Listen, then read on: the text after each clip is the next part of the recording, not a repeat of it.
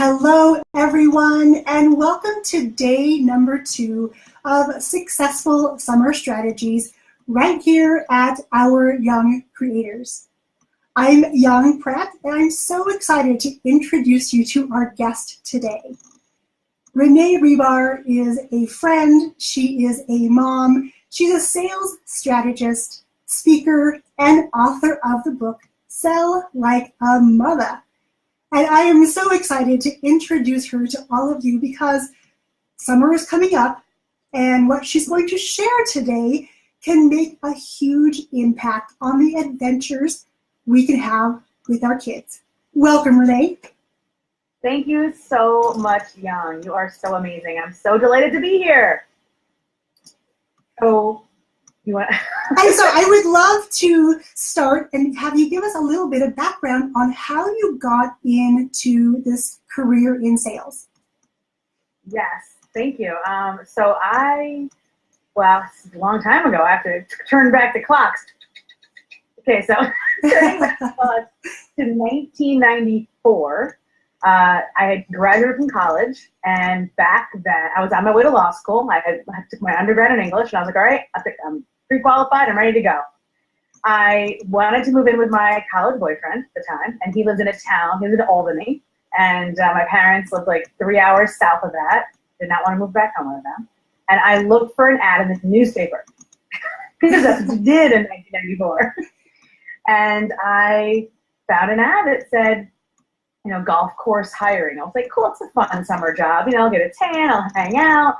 And what it was house to house around this new golf course. It was like a cow pasture the year before. And they were hiring for us to go house to house and offer buy one, get one free green teas. And I was like, oh, I don't know. But the girl who showed me around was like my age, and we were we got along really well. I was like, it'd be fun working with her, sure.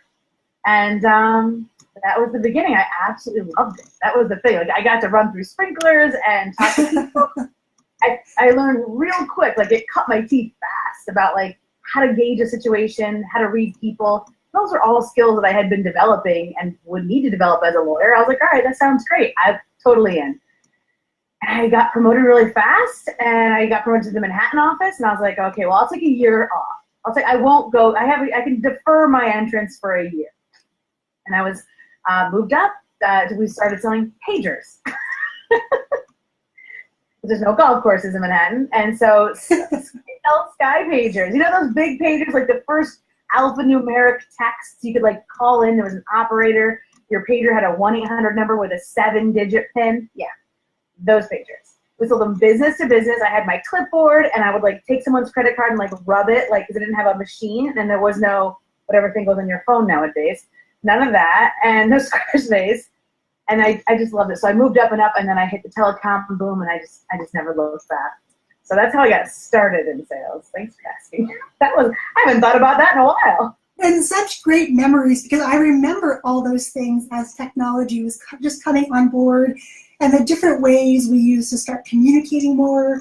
And fast forward to now, and the tools and resources we have at our disposal, that we can so quickly and easily start to connect with other people and be able to offer our services globally, no longer just locally. So how exciting. I would love to know, first question is, as women are offering our services to other women, I know we sometimes have a difficult time having the discussion about money. What is something that you can tell our viewers about how to overcome that? Yeah. Well, there's a lot that goes on there, right? I mean, it's never just one conversation. I mean, I've spent months and months talking about this very thing. Ooh, look at that. Are you drinking some wine in the afternoon? I am jealous. No wine, it's water. Just a little fancy today.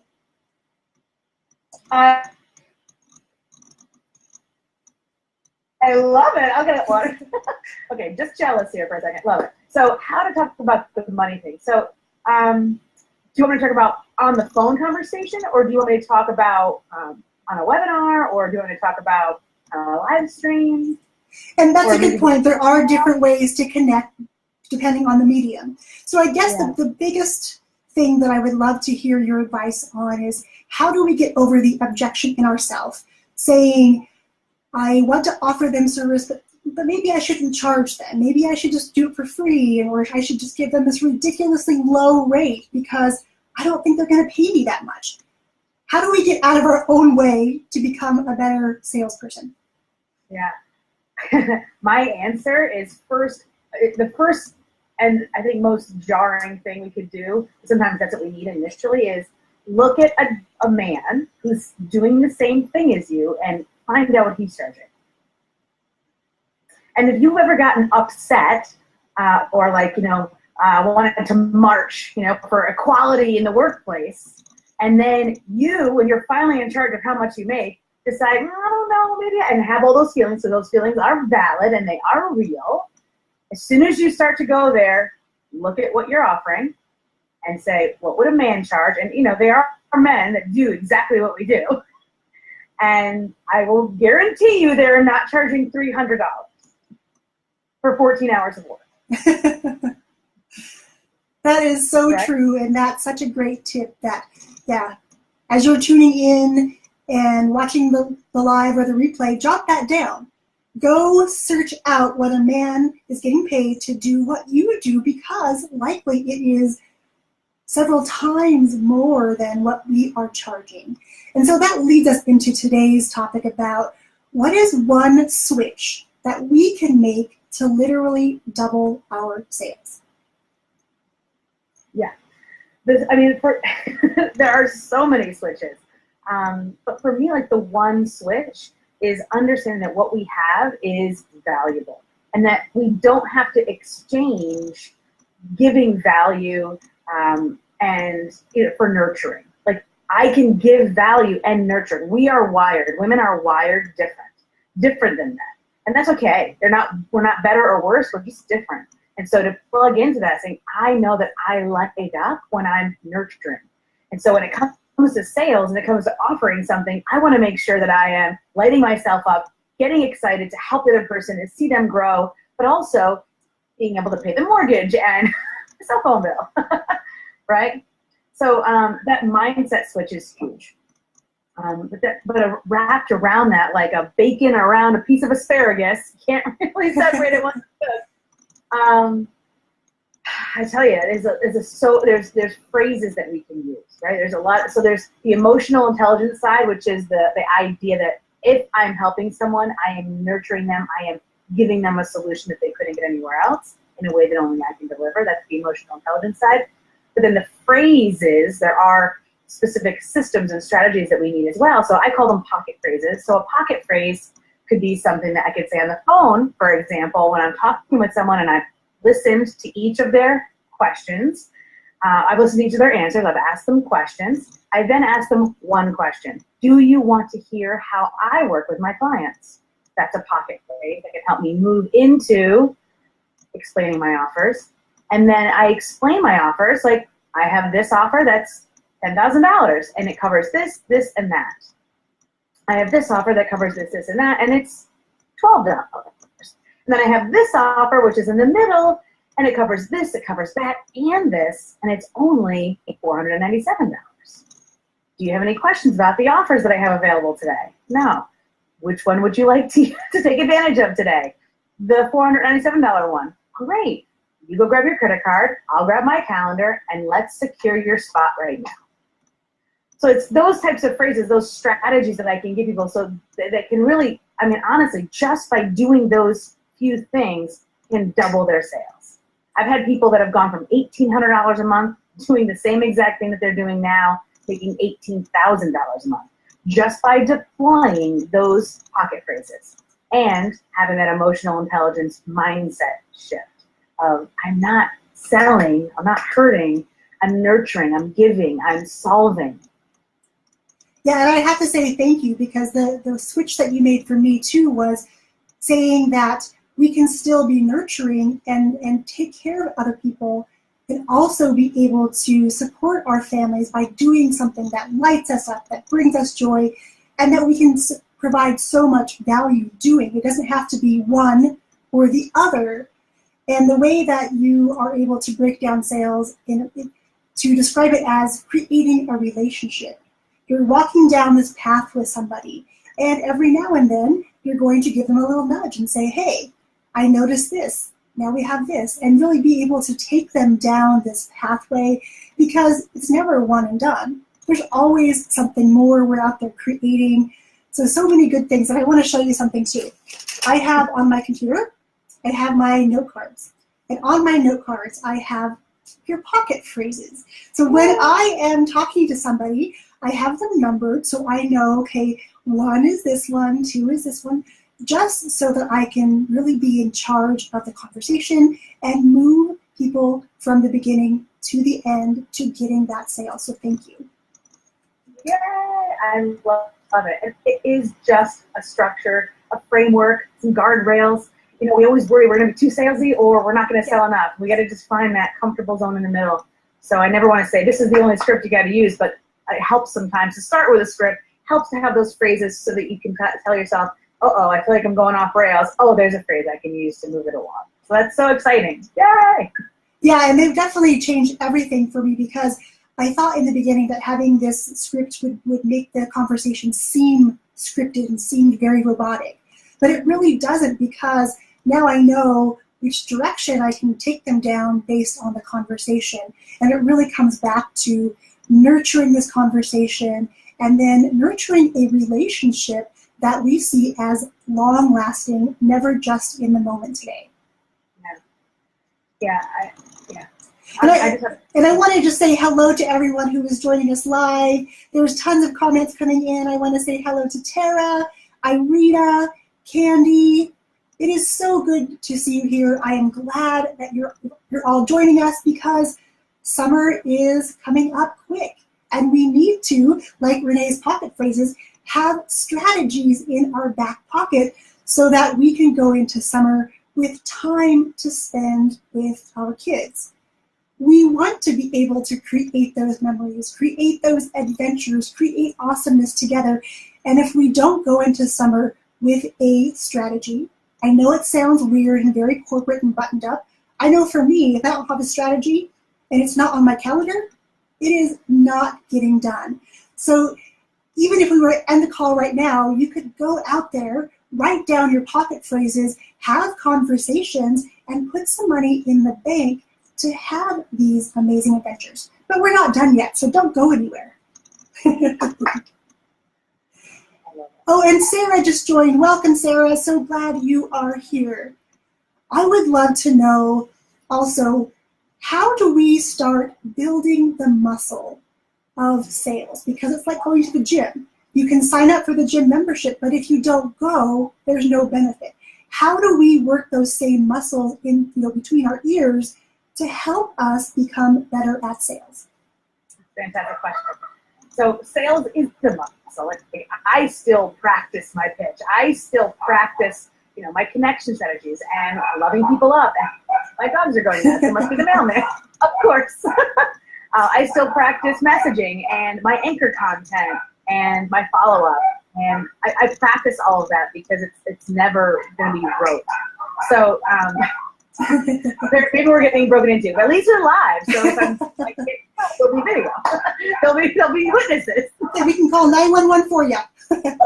No, there's definitely maybe there's a UPS delivery. Do you guys ever get that? You get like the Amazon delivery guy, and you're like, I wonder what I ordered. All the time. Have to think back to all those orders that are coming from Amazon, right? Oh my God, they're really howling now. I have dachshunds. So if anybody has dachshunds, tell me what kind of dog you have. We've got two, and they're like very empathetic. So if one starts to bark, the other one feels very compelled to bark as well. And so then they just kind of egg each other on. So how do we exercise that muscle? You have to keep doing it is the real key. So I have a very simple 7-step system where we can take everybody through, 5 to 10 people through a system that anybody can do, and everybody can do it without an email list, without a website, without ad spend, without all the things that we think we're supposed to have. We can literally validate an idea, make money doing it, and then get ready to scale it. So it's always something we can use.